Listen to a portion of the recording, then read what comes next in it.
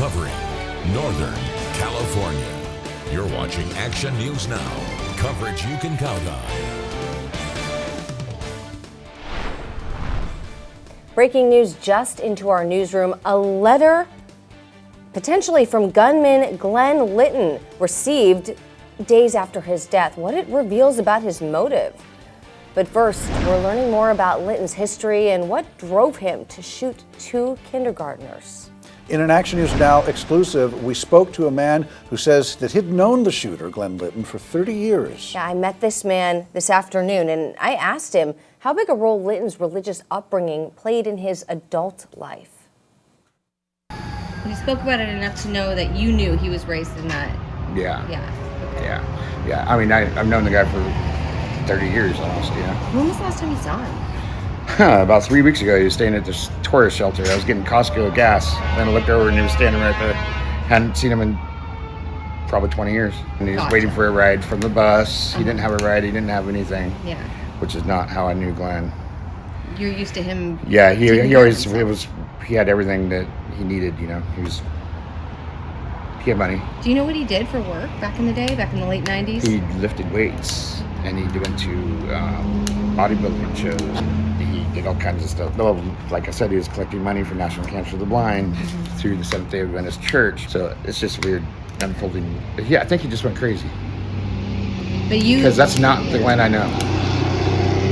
Okay. And yeah, when you saw him 3 weeks ago, he didn't mention anything about, didn't seem enraged or anything like that. Mm-mm. Okay. Just weird. How are you feeling about all this? It's not cool.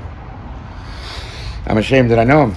Well, Because, I mean, who shoots a 5 and 6 year old kid? You can watch that full interview as part of this story. It's on our Action News Now homepage. Action News Now retraced the steps that gunman Glenn Litton took just hours before that shooting. Now, Butte County Sheriff Corey Honey says that Litton was first spotted early Wednesday morning near the Motel 6 in Chico. Yeah, we spoke with Motel 6, and they say that they're still searching to see if he made a reservation under a fake name, but so far, they haven't found anything. About an hour later, he was spotted hopping a B-line bus at 2nd and Salem, and we stopped by the transit center. Employees told us he did not cause any trouble and only had a duffel bag with him, which they say wasn't unusual. Litton then left Chico for good, heading to Oroville, where he got off at Montgomery Street to buy a drink at Rayleigh's. And then again, security told us they noticed nothing out of the ordinary. And that was the last place that Litton stopped before heading to the Feather River Adventist School, ultimately killing himself and wounding 6-year-old Roman Mendez and 5-year-old Elias Wolford. Tonight, the community of Oroville is coming together to recognize this tragedy. Action News Now reporter Brianda Limos is live at the candlelight vigil now underway in downtown Oroville. So, Brianda, are the families of the victims there?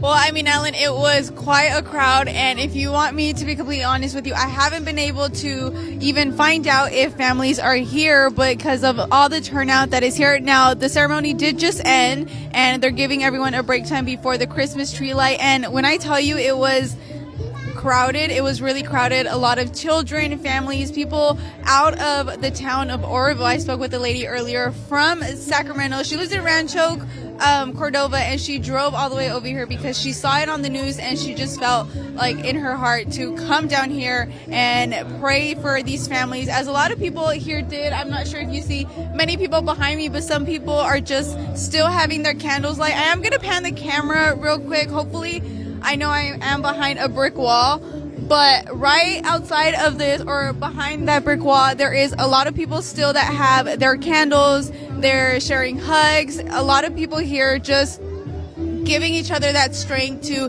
get through this tragedy that these two boys luckily are still trying to fight for their lives, and definitely still, as they're still in critical condition, but it's definitely heavy hearts out here. They did have some music right now that just ended, and everyone's just praying each other and hugging each other to give these families and the victims, anyone who's in a straight relationship to these children, to give them that strength to get through this tragedy. In Oroville, Brianda Lemus for Action News Now. Thank you, Brianda. We'll have much more on the event tonight on Action News Now 11, and we'll hear from some of the people who attended. Thanks, Brianda. More breaking news just into our newsroom. An anonymous community member who says he knew gunman Glenn Litton says that this person received a stack of papers in the mail with disturbing information. Take a look here. Now, we just got our hands on these 8 pages. The first page begins with quotes, quote, countermeasure involving child executions has now been imposed at the Seventh-day Adventist School in California, United States, by the International Alliance. Okay, it says it right here. I, Lieutenant Glenn Litton of the Alliance, carried out countermeasures necessitated response to America's involvement with genocide and oppression of Palestinians, along with attacks toward Yemen. Now, the next 7 pages go on to discuss the so-called International Alliance and the war in the Middle East. The letter also included photos of what appears to be Litton and other bodybuilder images. The 7th page includes a flight itinerary from Istanbul to Bangkok, as well as a flight from Rio de Janeiro to New York. It's unclear if these papers were actually sent by Litton himself. We've reached out to the Chico Police Department and the Butte County Sheriff's Office to see if anybody else has received similar letters. We'll keep you posted. And now we turn now to Camille Acevedo. We're tracking our Friday evening, and it's chilly out there, but it's nice. Not bad at all. Let's check in with Camille for what we can expect.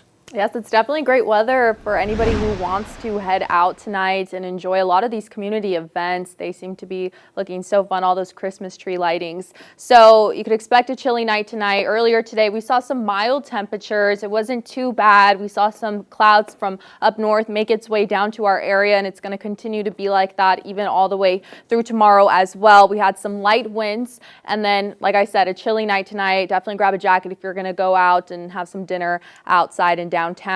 And then let's take a look at the current temperatures right now. Chico, it's currently 54 with some west winds at about 5 miles per hour. Redding 56 with some calmer winds, and Red Bluff 51 with some calm winds as well. Oroville 55 with some east-south winds at about 5 miles per hour. And so really we're going to continue to see some light winds for the rest of the night, even going into tomorrow as well. Sunday and Monday is really when we're going to see stronger winds at about 25 miles per hour and up, even reaching over 30 miles per hour as well. So just keep that in mind. But other than that, it's going to be a great weekend ahead.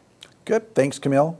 New details out of Biggs. Another council member has resigned. This was just minutes after the council chose a replacement for Vice Mayor Chuck Knuckle following his resignation in November. Now, Councilmember Mike Buck is stepping down. Interim City Manager Cliff Wagner says this comes after Buck voted on a project that was happening within 1,000 feet of his property. City Code says he should have abstained. We spoke with a man who interviewed for Knuckles' seat about his concerns. They won't give us a reason why our minister left. There's a lot of rumors of why Chuck resigned. There's a lot of rumors of why Mike resigned. It is concerning, and we know there's some open investigations with ethic boards for conflict of interest on some of the ways they voted, but there seems like there's more to it.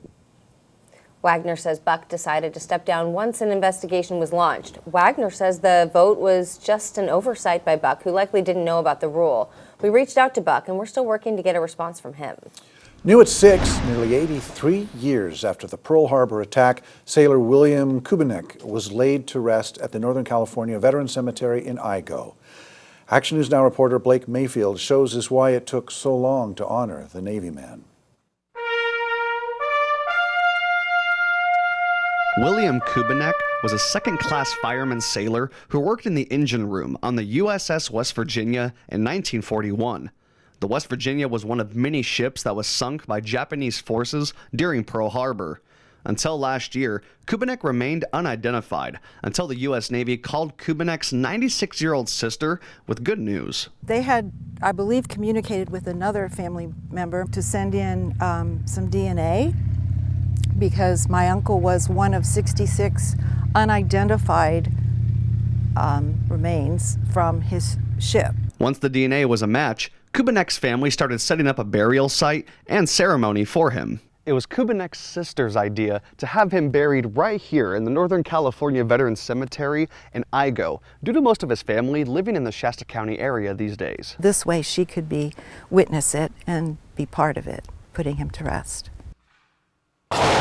On Friday, the Anderson VFW Post, U.S. Navy Submarine Service, and other veterans helped pay tribute to Kubanek. His niece recounted his heroic actions during the Pearl Harbor attack. So that the ship wouldn't list when it was sinking to hit sailors who were in the water or on either side, the ships on either side, they sunk the boat. They sacrificed themselves and sunk the boat straight down. Kubanek's surviving siblings and last blood-related relatives attended the ceremony. Multiple veterans spoke, with one even presenting Kubanek's sister with 3 shell casings from a rifle that William fired. We're very proud and very happy for him that he gets the honors that he so deserves.